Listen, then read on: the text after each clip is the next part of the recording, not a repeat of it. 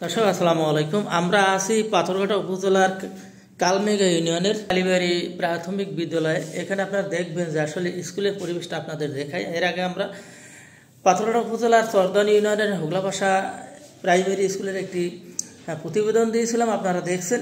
আজকের আমরা যে স্কুলটা আসছি সেই স্কুলের অবস্থা আপনারা দেখেন যে আগেও আপনাদের প্রধান শিক্ষকদের ভূমিকা দেখিয়েছি, আর এই স্কুলের যে প্রধান শিক্ষক রয়েছেন তারও ভূমিকা আপনাদের দেখায় যে এই হইলে আমাদের কিছু কিছু স্কুলের ব্যবস্থাপনা, কিছু কিছু স্কুলের শিক্ষা ব্যবস্থাপনা যদি এই হয়, এখানে এক সময় শিক্ষক থাকবেন কিন্তু ছাত্রছাত্রী খুঁজে পাবে না। আসলে দুঃখের বিষয় যে আপনাদের জানিয়ে রাখি যে আমাদের বাংলাদেশের শহর এলাকায় যে স্কুলগুলো রয়েছে, সরকারি স্কুলে ভর্তি পরীক্ষা দিয়ে স্টুডেন্টের ছাত্রছাত্রীরা ভর্তি হতে হয়। আর আমাদের এই যে দক্ষিণ বাংলার এই যে বরিশাল অঞ্চলের বা পাথরঘাটা এলাকার কিছু কিছু স্কুল রয়েছেন যেখানে শিক্ষকদের আগে ছাত্ররা পালিয়ে যায়, অন্যান্য স্কুলে গিয়ে ভর্তি হয়। যদি এরকম ব্যবস্থাপনায় আমরা এর আগে শ্রেণীকক্ষে ঢুকেছি, সেখানে দেখেছি যে আসলে একজন ছাত্রছাত্রীও আমরা পাইনি। এই একই স্কুলে আমরা এর সঙ্গে আপনাদের ইনক্লুড করব ওই ভিডিওটাও। এবং স্কুলের বর্তমানে যিনি প্রধান শিক্ষকের দায়িত্ব রয়েছেন তিনি খাতায় স্বাক্ষর আছে, কিন্তু আসলে তিনি এই স্কুলে এখন বর্তমানে উপস্থিতি নেই। পশ্চিম পাশে একটি ভবন নিয়েছে যে এই ভবনটা পরিত্যক্ত হওয়ার কারণে সেই ভবনের অবস্থা আপনাদের সামনে তুলে ধরবো। গোয়ালঘর থাকে, এর চেয়ে ভালো থাকে। সরকারের 2 লক্ষ টাকা বাজেটে এই স্কুলটা করা হয়েছে। আজকের যদি আপনাদের দেখাই, বর্তমান যে এই শ্রেণীকক্ষগুলো রয়েছে যেখানে মানুষের যে গোয়ালঘর থাকে, সেই গোয়ালঘর এর চেয়ে ভালো থাকে। আপনারা দেখেন এখানে গরু লালন পালন করেছে।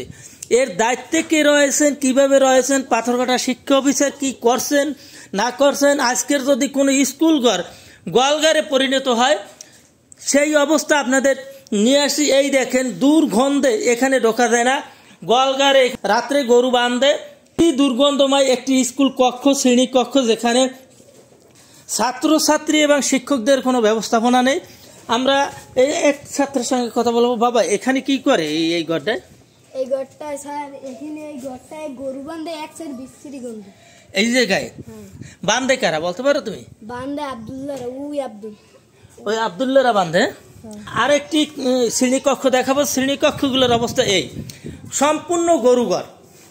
এই যদি সরকারি অর্থায়নে একটি স্কুল ভবন তৈরি করে সেখানে যদি গোয়ালঘরে পরিণত করা হয় এবং খুবই দুর্গন্ধময় একটা স্কুল, এই স্কুলটা আপনাদের সামনে তুলে ধরবো এবং আমরা এখানে যারা শিক্ষক রয়েছেন তাদের সঙ্গে কথা বলার চেষ্টা করব। শিক্ষা অফিসার রয়েছেন পাথরঘাটা, তার সঙ্গে আমরা কথা বলবো, দেখাবো যে আসলে স্কুল ঘর নাকি গোয়ালঘর। আসলে এটা কিন্তু কল্পনা না, বাস্তবে এটা একটা গোয়ালঘর। 65 নং কালীপুর সরকারি প্রাথমিক বিদ্যালয়। এই স্কুলের পরেও আপনাদের স্কুল আয়ত্তে একটি ভবন রয়েছে, টিনের ঘর রয়েছে, শ্রেণীকক্ষ রয়েছে। সেখানে আমরা দেখলাম যে 3টে কক্ষের ভিতরে গোয়ালঘরে পরিণত করা হয়েছে এবং সেখানে গরু বাঁধে।